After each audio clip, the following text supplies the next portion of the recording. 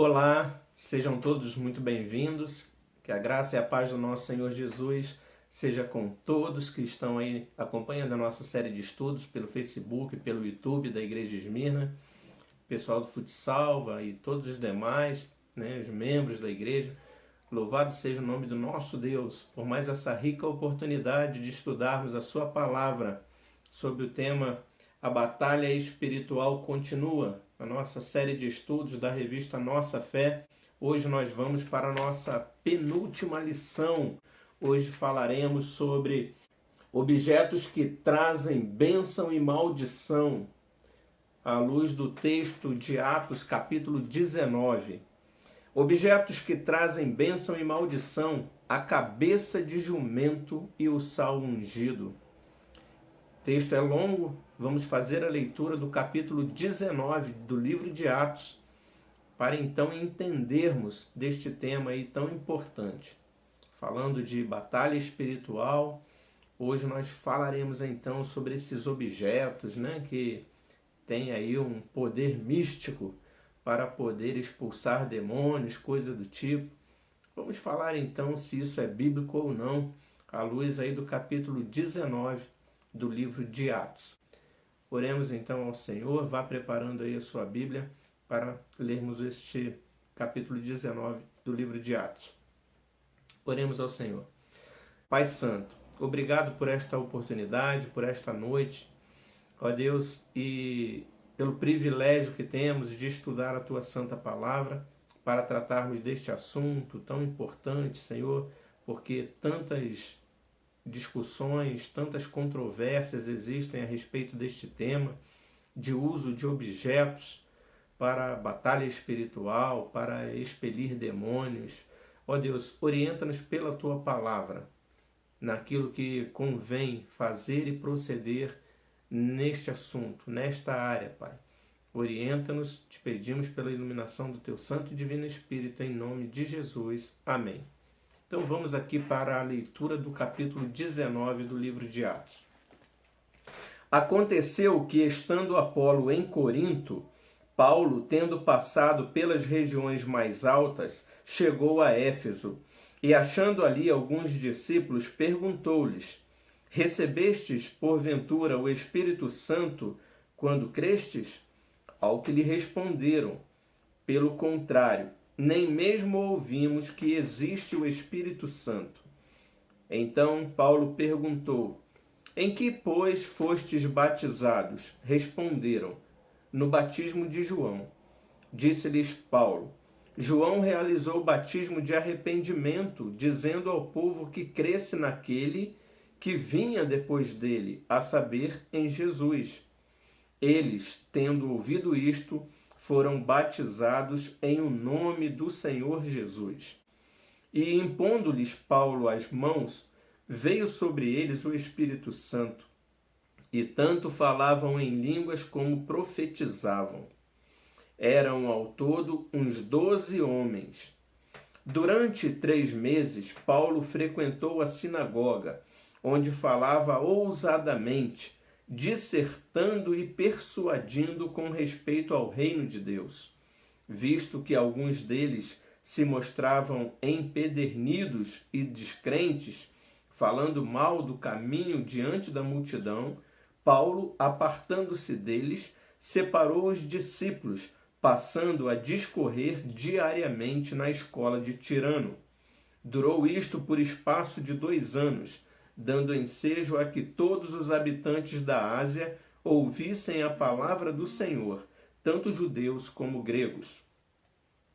E Deus, pelas mãos de Paulo, fazia milagres extraordinários, a ponto de levarem aos enfermos lenços e aventais do seu uso pessoal, diante dos quais as enfermidades fugiam das suas vítimas e os espíritos malignos se retiravam. E alguns judeus, exorcistas ambulantes, tentaram invocar o nome do Senhor Jesus sobre possessos de espíritos malignos, dizendo: Esconjuro-vos por Jesus, a quem Paulo prega. Os que faziam isto eram 7 filhos de um judeu chamado Seva, sumo sacerdote. Mas o espírito maligno lhe respondeu: Conheço a Jesus e sei quem é Paulo, mas vós, quem sois? E o possesso do espírito maligno saltou sobre eles, subjugando a todos, e de tal modo prevaleceu contra eles que, desnudos e feridos, fugiram daquela casa. Chegou este fato ao conhecimento de todos, assim judeus como gregos, habitantes de Éfeso. Veio temor sobre todos eles, e o nome do Senhor Jesus era engrandecido. Muitos dos que creram vieram confessando e denunciando publicamente as suas próprias obras. Também muitos dos que haviam praticado artes mágicas, reunindo os seus livros, os queimaram diante de todos. Calculados os seus preços, achou-se que montavam a 50.000 denários. Assim, a palavra do Senhor crescia e prevalecia poderosamente. Cumpridas estas coisas, Paulo resolveu no seu espírito ir a Jerusalém, passando pela Macedônia e Acaia, considerando: depois de haver estado ali, importa-me ver também Roma. Tendo enviado à Macedônia 2 daqueles que lhe ministravam, Timóteo e Erasto, permaneceu algum tempo na Ásia. Por esse tempo, houve grande alvoroço acerca do caminho, pois um ourives chamado Demétrio, que fazia de prata nichos de Diana e que dava muito lucro aos artífices, convocando-os juntamente com outros da mesma profissão, disse-lhes: Senhores, sabeis que deste ofício vem a nossa prosperidade. E estáis vendo e ouvindo que não só em Éfeso, mas em quase toda a Ásia, este Paulo tem persuadido e desencaminhado muita gente, afirmando não serem deuses os que são feitos por mãos humanas. Não somente há o perigo de a nossa profissão cair em descrédito, como também o de o próprio templo da grande deusa Diana ser estimado em nada e ser mesmo destruída a majestade daquela que toda a Ásia e o mundo adoram. Ouvindo isto, encheram-se de furor e clamavam: Grande é a Diana dos Efésios! Foi a cidade tomada de confusão e todos a uma arremeteram para o teatro, arrebatando os macedônios Gaio e Aristarco, companheiros de Paulo.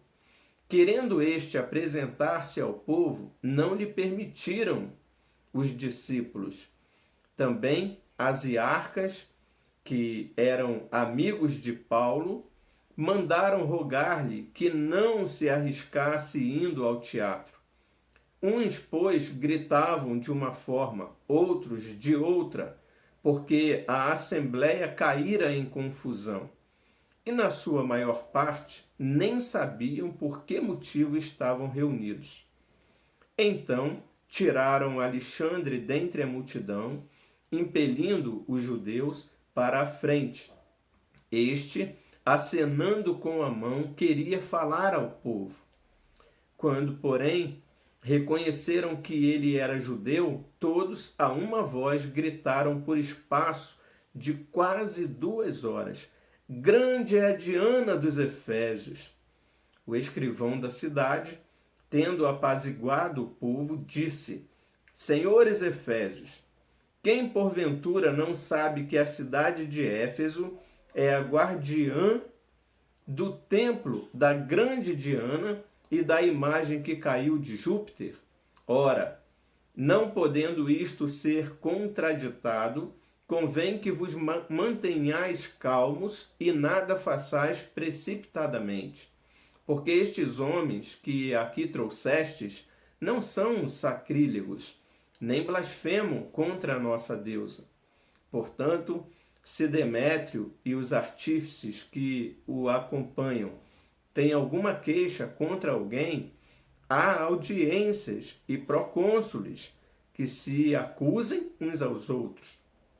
Mas, se alguma outra coisa pleiteais, será decidida em assembleia regular, porque também corremos perigo de que, por hoje, sejamos acusados de sedição, não havendo motivo algum que possamos alegar para justificar este ajuntamento. E, havendo dito isto, dissolveu a assembleia. Vamos então, irmãos, para a nossa introdução. Algo que se tem tomado o contexto evangélico brasileiro é a superstição, a crença de que um objeto usado num contexto religioso pagão pode trazer alguma maldição ou que um objeto possa ser ungido e trazer bênção para aquele que o possui. Atos 19 tem sido usado como argumento para muitas das práticas do movimento de batalha espiritual. Hoje veremos o que esse texto ensina. Bom, irmãos, então a introdução aqui mostra que hoje muitas heresias são cometidas com objetos, né? No que diz respeito a esse movimento de batalha espiritual. Objetos ungidos, né? Para que demônios sejam expulsos ou para que curas sejam realizadas, enfermidades, né, sejam saradas. Nesse movimento aí de batalha espiritual e de curas e prodígios e sinais que são realizados aí igrejas afora. A questão é se isso é bíblico ou não. E muitos defendem essa ideia de que essa prática seja legítima com base nesse texto de Atos que nós lemos. Aqui, de fato, objetos eram usados. Pessoas pegavam objetos, lenços, coisa do tipo do próprio apóstolo, e aqueles objetos, o texto diz que curavam pessoas. Mas daí tirarmos doutrina desta narrativa é algo bem diferente. Então nós precisamos entender biblicamente, teologicamente, o que esse texto quer nos mostrar, o que essa passagem, esse evento que de fato ocorreu, quer nos ensinar para tirarmos então o ensino correto, bíblico e teológico, para trazer para a nossa prática eclesiástica, né? Para o nosso culto ou não. Então vamos aqui ao ensino exato teológico desta passagem. Vamos aqui para o primeiro ponto. O início da igreja em Éfeso, versos de 8 a 10. Atos 19 conta como o evangelho chegou em Éfeso. A igreja que se formaria nessa cidade se tornou uma das mais famosas da história primitiva. Ela também teve como pastores Timóteo, discípulo de Paulo, e o apóstolo João. Ela se tornou uma igreja forte e extremamente séria com respeito às coisas de Deus, tanto na doutrina quanto na prática. A referência mais triste a essa igreja está em Apocalipse capítulo 2, versos de 4 a 5, onde é exortada a se arrepender por ter abandonado aquilo que Jesus chama de primeiro amor ou primeiras obras. Éfeso era uma cidade idólatra e tinha Diana como sua grande deusa protetora. Além da idolatria, a cidade era muito conhecida também pelas práticas de magia e feitiçaria. Suas cartas efésias, que eram encantamentos, amuletos e talismãs escritos, tornaram-se bem famosas. Havia sinagogas onde Paulo pregou sobre o reino de Deus por 3 meses. Por cerca de 2 anos, o evangelho foi pregado diariamente na escola de Tirano. Isso deu oportunidade para que muitos ouvissem a palavra. Grandes despertamentos surgem quando as pessoas se voltam para a Bíblia. É curioso notar que muitos buscam imitar os milagres de Paulo, mas poucos se interessam em ensinar e pregar como ele. É verdade que esses fatos, né, esses milagres, essas curas, esses sinais ocorreram. Nós lemos aqui na passagem. São sinais reais, ocorreram. Mas o que é necessário que entendamos é por que Deus permitiu que esses sinais fossem realizados pelo apóstolo Paulo e, sobretudo, o que Paulo usou em seus sermões, em suas pregações para ensinar aos efésios. Então esta passagem nos mostra o contexto daquela cidade de Éfeso. Era uma cidade extremamente idólatra. Objetos eram feitos para vender e enganar pessoas, dizendo que aqueles objetos possuíam poder de curas, ou poder sobrenaturais, ou invocavam a deusa Diana por meio daqueles objetos. E pessoas lucravam com aquelas vendas daqueles objetos.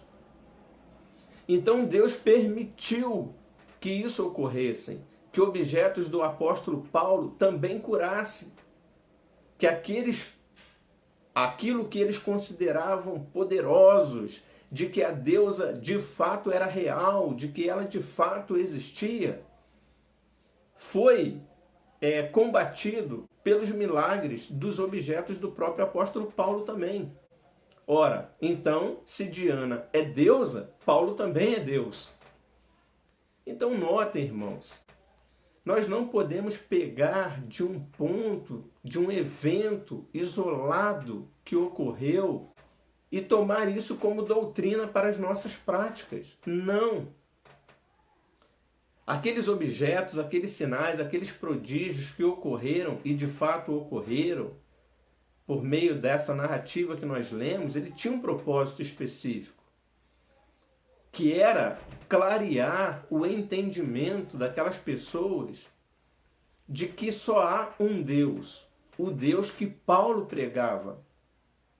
E se eles precisavam de sinais, de algo que ocorresse para que eles acreditassem nisso, Deus permitiu que ocorresse, por meio desses sinais que foram narrados aqui. Mas daí tirarmos doutrina para o nosso culto e isso ser considerado uma prática bíblica, há um longo e enganoso caminho que precisa ser destruído, porque isso é pregado por esses movimentos de batalha espiritual. Então é isso que o texto quer nos dizer. As pessoas consideram essa história para defender essa teologia, para defenderem essas práticas, mas desprezam os ensinos que Paulo, o próprio Paulo, que realizou esses milagres, traz à tona. Paulo usou esses eventos para pregar aquilo que ele queria. E esses ensinos, essas pregações, as mensagens, as teologias pregadas por Paulo são totalmente desprezadas por esse movimento que ficam apenas pregando esses sinais e a legitimidade desses objetos para curas. Então, irmãos, precisamos tomar muito cuidado.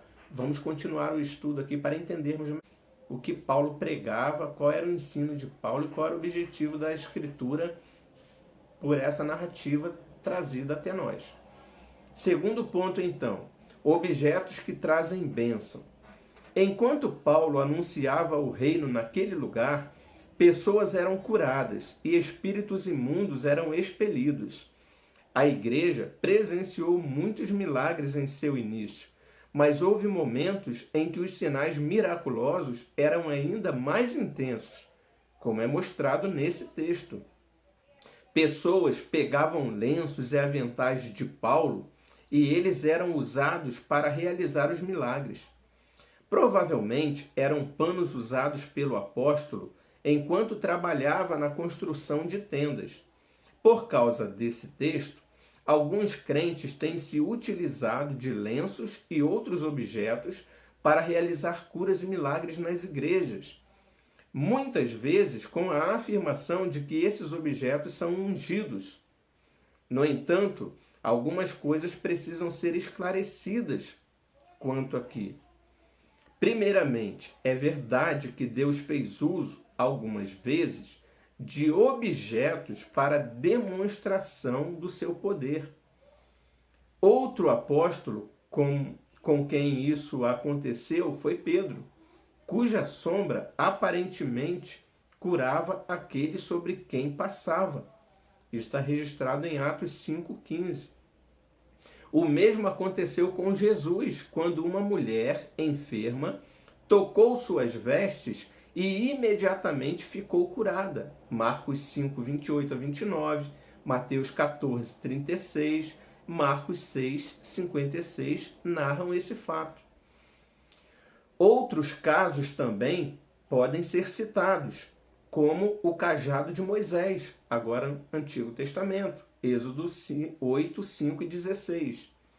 O manto de Elias, 2 Reis 2, 8 e 14. E o bordão de Eliseu, 2 Reis 4, 29. Mas isso não significa que esse era o modo comum de Deus agir, como alguns afirmam. Foi em momentos específicos que Deus operou dessa forma. Se fosse algo natural, certamente ninguém ficaria doente perto de Pedro, Paulo e os demais. Mas não foi o que aconteceu, como por exemplo com Epafrodito, que adoeceu mortalmente, mesmo estando ao lado de Paulo. É um erro, portanto, tentar reproduzir alguns eventos que aconteceram isoladamente no ministério dos apóstolos. Outro ponto a ser considerado é que os milagres não aconteciam por vontade do apóstolo Paulo. Deus era quem realizava milagres por intermédio dele. Não há registro de que tenha acontecido algo parecido novamente na vida de Paulo. Todo louvor e glória devem ser dados a Deus, não a Paulo. Dentro de alguns círculos evangélicos, é afirmado que apenas ter fé já é suficiente para poder realizar qualquer coisa extraordinária ou mover o sobrenatural, como se o poder viesse da fé da pessoa, não de Deus. É necessário ter mais humildade para reconhecer de quem vem o poder. Um terceiro ponto que deve ser ressaltado é o motivo por que Deus realizou esses sinais extraordinários. A Bíblia chama esses eventos de sinais porque apontavam para algo. Esse algo era a autoridade que Deus dava a esses homens para exercerem algum papel específico. Na história do povo de Deus, não era sempre que Deus agia de forma sobrenatural. Deus usou Moisés, os profetas e os apóstolos. Esses milagres serviam como sinais de que eles eram realmente enviados por Deus e não eram falsos mensageiros. Esse, aliás, era o argumento de Paulo para defender seu apostolado. Ele não queria imitadores de seus milagres, mas que fossem entendido que esses sinais eram uma das credenciais do seu chamado apostólico. Ele diz isso em 2 Coríntios 12, 2 e Romanos 15, de 18 a 21. É preciso ainda ressaltar que os objetos em si não continham poder algum.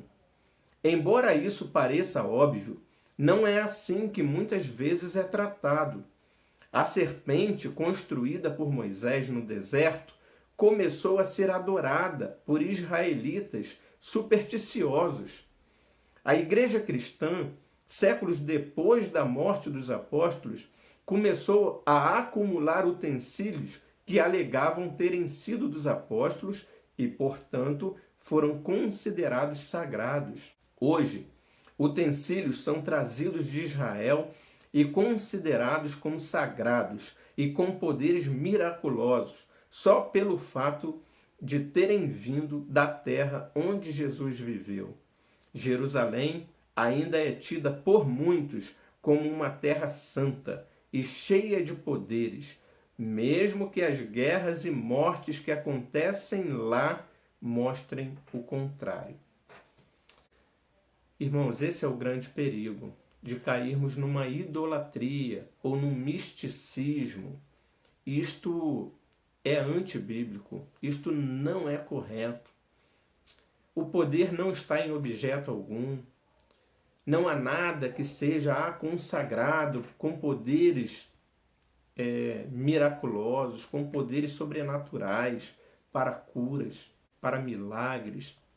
Isto é heresia, irmãos. O apóstolo Paulo, ele pregava contra tudo isso. Esses sinais, e notem bem o termo sinais, eram só isso. Eram só sinais. Não era algo a ser defendido, algo a ser perseguido, para ser conquistado. Porque se eu conseguir esse manto, eu vou ter poder para curar. Porque se eu pegar aquele copo com água, eu vou... Nada disso, irmãos. Isso não é bíblico. Esses sinais foram pontuais na história do apostolado, na história do primeiro século, da igreja do primeiro século, porque a igreja estava surgindo e no meio de tanta idolatria, com tanto deuses pagãos, a igreja precisava desses poderes, desses sinais miraculosos para ter a sua autenticidade, para que pudesse ser crida, para que os apóstolos, para que os discípulos tivessem autoridade para poder pregar o evangelho. Mas eram sinais, irmãos. Os apóstolos, em suas pregações, que é o que interessa, o ensino deles, que é o que interessa, eles pregavam contra tudo isso. E eles falavam que isso eram sinais de Deus, para que as pessoas pudessem crer no Deus que eles pregavam, no Jesus ressuscitado, na vitória sobre a morte, na vitória sobre o pecado, no poder de Jesus, o Deus encarnado. Era isso que eles pregavam o tempo todo, era esse o ensino. Então, pegar textos isolados, onde sinais isolados eram realizados para que essa autoridade fosse confirmada, e trazer isso como algo natural que deve ser buscado, que deve ser perseguido pela igreja, que deve ser pregado, que deve ser praticado, é uma heresia.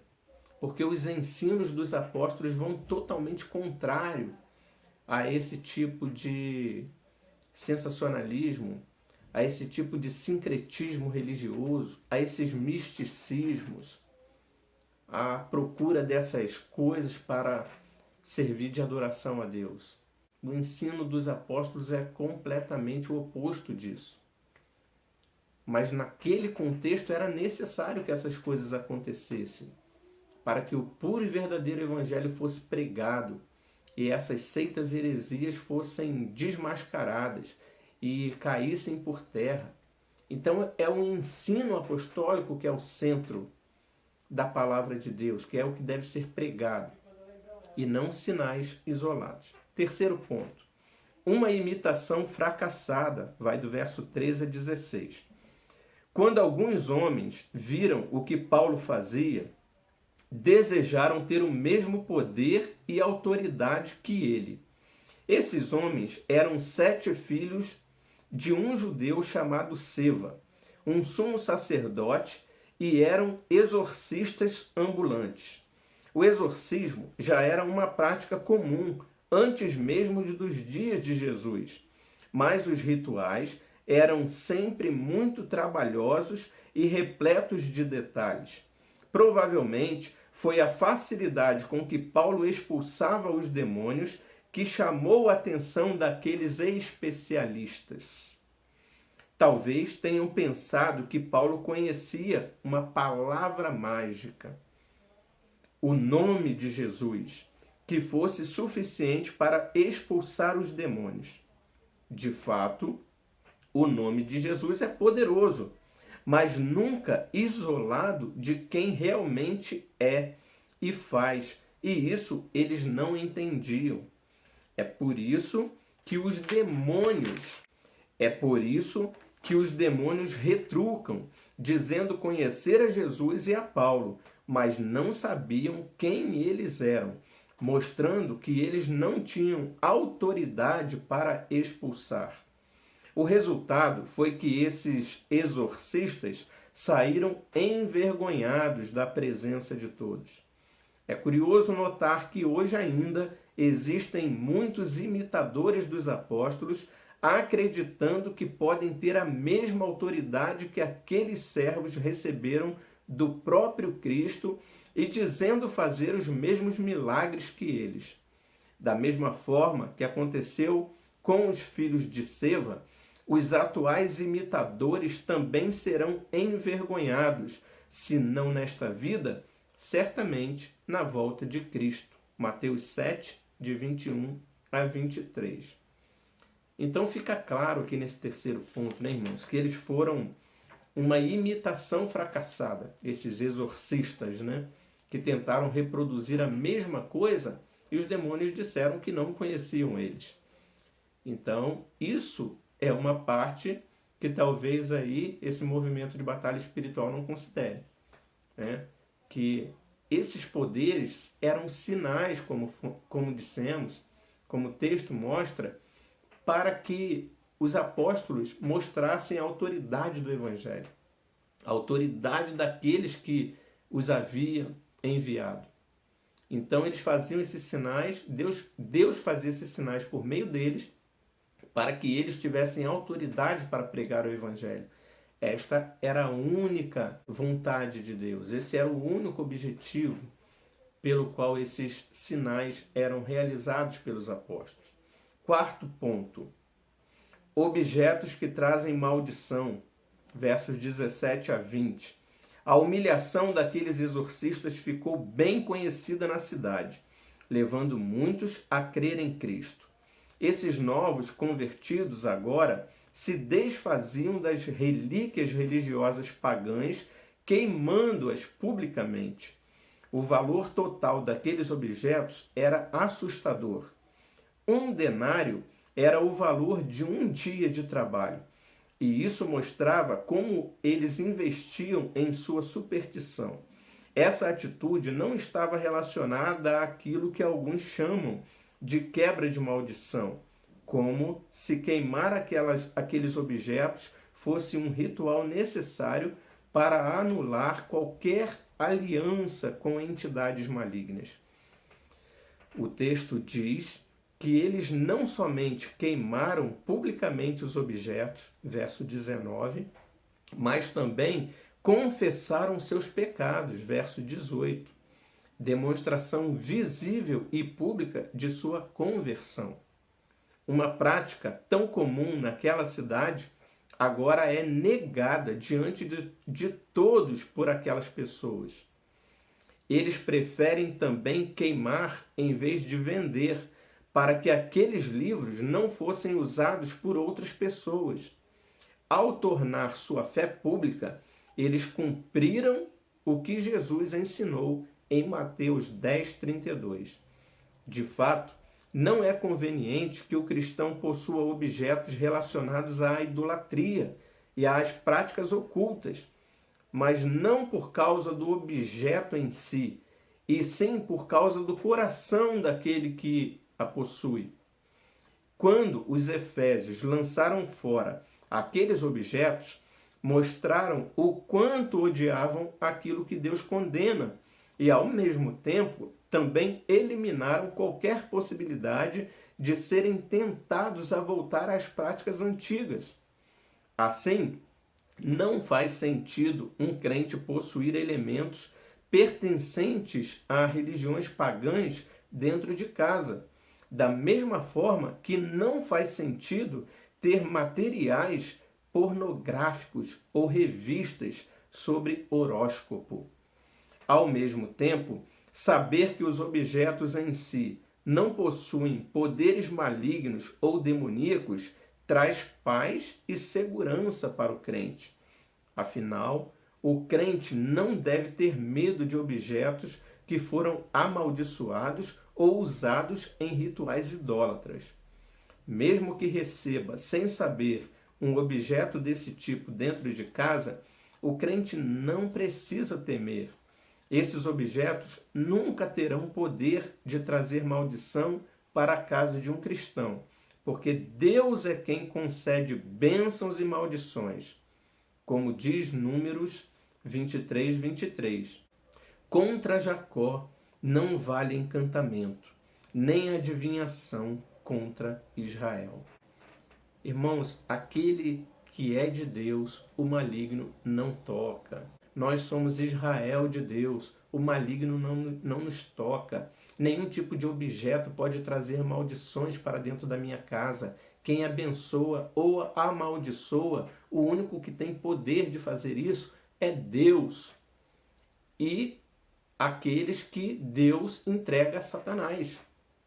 E Satanás realmente faz o que quer da vida daqueles que não pertencem a Deus.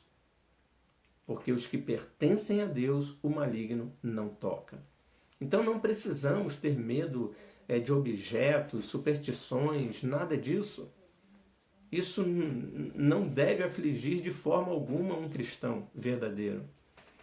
Por outro lado, não podemos ter em nossa casa qualquer tipo de coisas que remetam a religiões pagãs, porque isso não é de Deus, isso é idolatria. Se eu tenho algo que eu sei que foi consagrado, algo que foi separado para paganismos, para cultos, isso, apesar de não fazer mal, não ter poder nenhum contra mim, para que eu vou ter isso?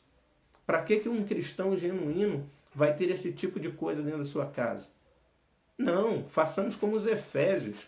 Eu conheci a verdade me libertou. Eu sei que deusa Diana não é deusa coisa nenhuma. Eu sei que esses objetos que eram consagrados a ela não têm poder algum. Para que eu vou manter isso dentro da minha casa? Ou para que eu vou vender isso para outras pessoas terem a mesma ilusão? Ou viverem iludidas da mesma forma? Para que isso? Queima isso, joga no fogo. Foi isso que eles fizeram. Então, irmãos, não tem poder, mas nós não devemos incentivar, praticar ou distribuir esse tipo de objeto, essas coisas, para fomentar esse tipo de crença. Não, que sejam queimados em nome de Jesus, porque só há um Deus que deve ser adorado, em espírito e em verdade. Não por meio de objetos, não por meio de rituais, não por meio de sincretismos religiosos, não por meio desses esoterismos, nada disso. Deus requer de nós não holocaustos e sacrifícios, mas um coração puro, quebrantado. E essa passagem deixa clara que esses sinais ocorreram com um único propósito, para que o verdadeiro evangelho tivesse autoridade e poder de ser pregado pelos apóstolos. E a eles foi dado esse poder, para que eles tivessem autoridade e pregassem o evangelho que ia converter então aquela cidade, aqueles idólatras, ia quebrar aquele ciclo de idolatria de tantas gerações naquela cidade. Então, esse era o propósito pelo qual aqueles sinais ocorreram. Conclusão. O crente deve rejeitar objetos como amuleto espiritual. Da mesma forma, não há por que acreditar que um objeto possa trazer alguma maldição. Os crentes em Éfeso não queimaram seus objetos com o objetivo de quebrar a maldição que aquele objeto trazia, mas como uma confissão pública de sua conversão. Então é isso. Os objetos que eles queimaram, que eles destruíram, que eles quebraram, não foi, deixa eu quebrar aqui a maldição. Não, eles sabiam que não havia maldição. Que pela pregação do apóstolo Paulo, eles entenderam que não tinha poder nenhum, nem em deusa Diana, nem naqueles objetos. Mas para que confessassem publicamente a sua fé, eles quebraram, destruíram tudo. Porque aquilo não tinha poder algum, não tinha razão de existir. Porque aquilo trazia consigo a simbologia de uma deusa falsa, de uma deusa que não existe. Então que se quebre, que se queime, que se jogue no lixo, porque não tem valia alguma. É isso que eles fizeram. Quebraram porque publicaram a sua fé pela pregação genuína e pura do verdadeiro e transparente evangélico do Deus único, soberano e de Jesus Cristo, o seu Filho, que nos liberta de todo mal, de todo pecado. Aplicação, então, para a nossa vida. Primeiro, não gaste dinheiro com objetos que prometem bênçãos ou proteção espiritual. Da mesma forma, a Bíblia simplesmente aberta no Salmo 91 trará nenhum benefício. Então, irmãos, aqui é o primeiro ponto. Assim como esses objetos, nenhum objeto nós devemos trazer para dentro de casa, porque não tem poder algum nele, a Bíblia em si mesma também não tem poder algum.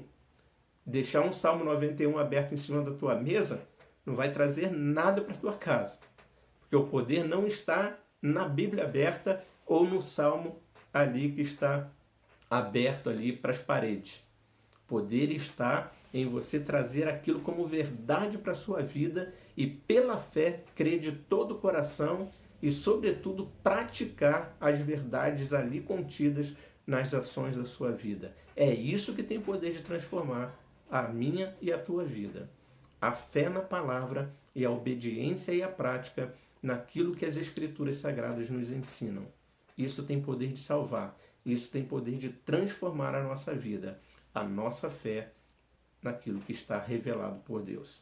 Segundo, evite sempre que puder ter elementos dentro de casa que possam fazer seu coração pecar ou voltar a práticas pecaminosas. Ou seja, tudo aquilo, irmãos, que você tiver dentro da tua casa que possa te levar a pecar, elimine, tire isso da tua vida. Extermine isso de dentro da tua casa, para que aquilo não traga maldição para dentro do seu lar. Não assista, não desenvolva, não leia, não nutra coisas que tragam maldição para dentro da tua casa.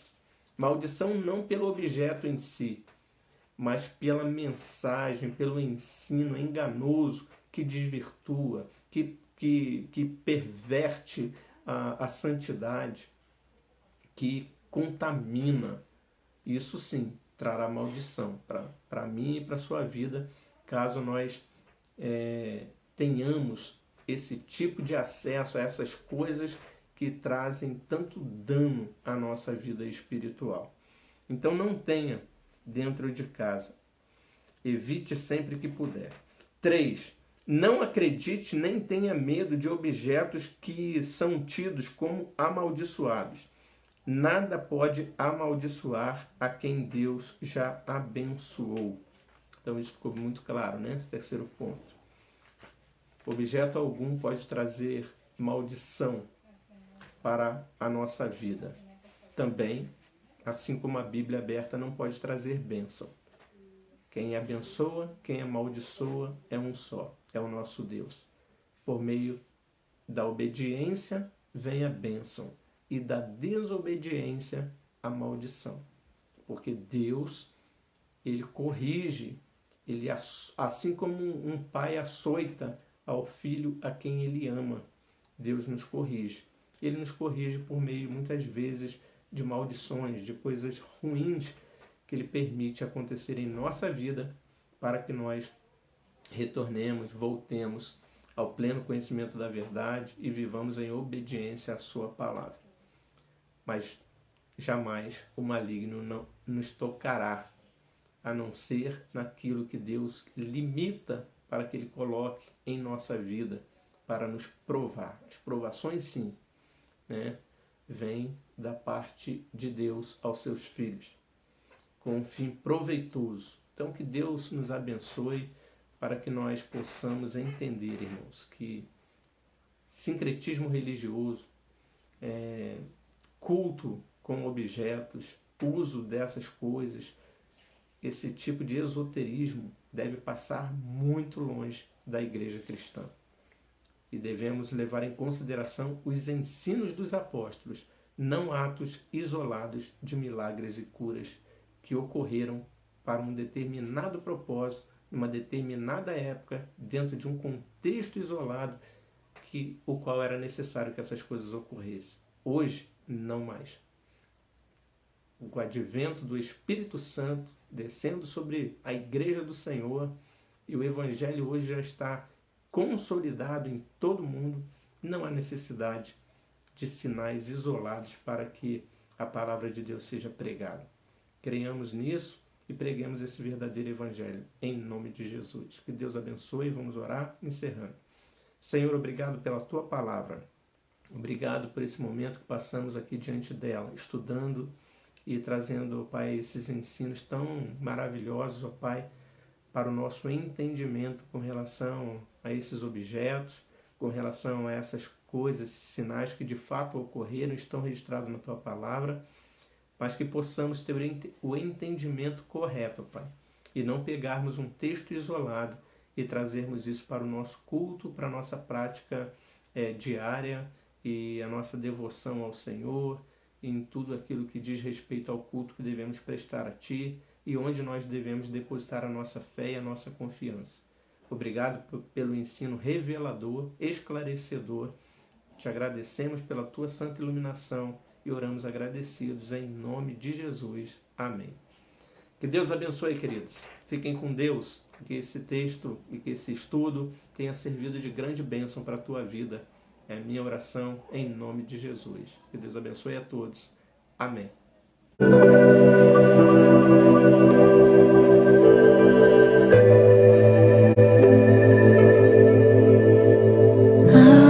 Algemado por um peso, oh, quão triste eu andei, até sentir a mão de Cristo. Não sou mais como eu era, eu sei. Tocou-me, Jesus, tocou-me. De paz Ele encheu meu coração. Quando o Senhor Jesus me tocou, livrou-me da escuridão.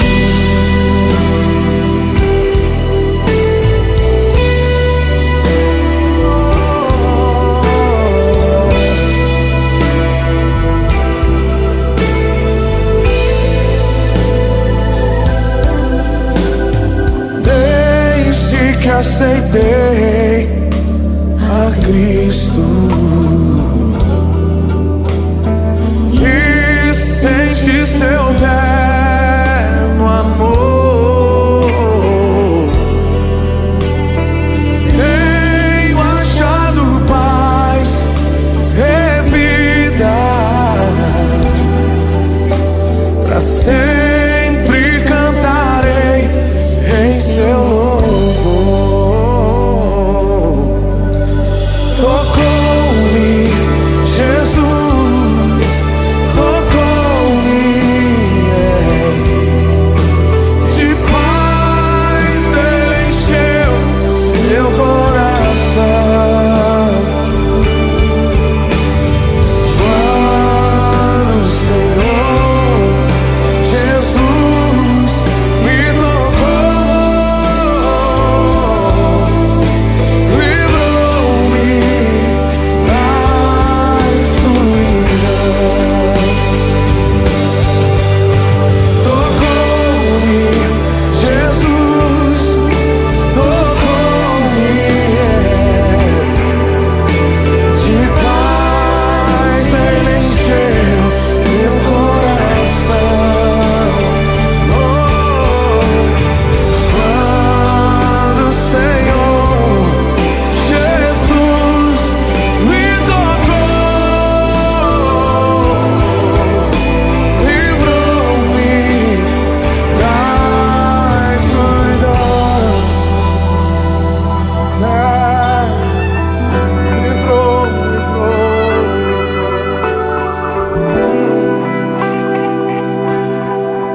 Partindo Jesus, seguiram os dois cegos, clamando em alta voz, dizendo: Filho de Davi, tenha compaixão de nós. Quando Jesus chegou a casa, os cegos se aproximaram dele. E Jesus disse: crede vós que eu possa fazer isso? E eles disseram: sim, Senhor, sim, Senhor, nós cremos. Tocou então Jesus em seus olhos, dizendo: seja feito segundo a vossa fé. E os olhos daqueles cegos, eles se abriram, se abriram, se abriram. O mesmo Jesus que tocou nos olhos desses cegos, assim como Jesus tocou nos surdos, nos mudos, nos leprosos, é o mesmo Jesus que está aqui agora. E Ele quer tocar em você, Ele quer mudar a sua vida. Ele toca onde o médico não pode tocar, Ele toca onde ninguém tem coragem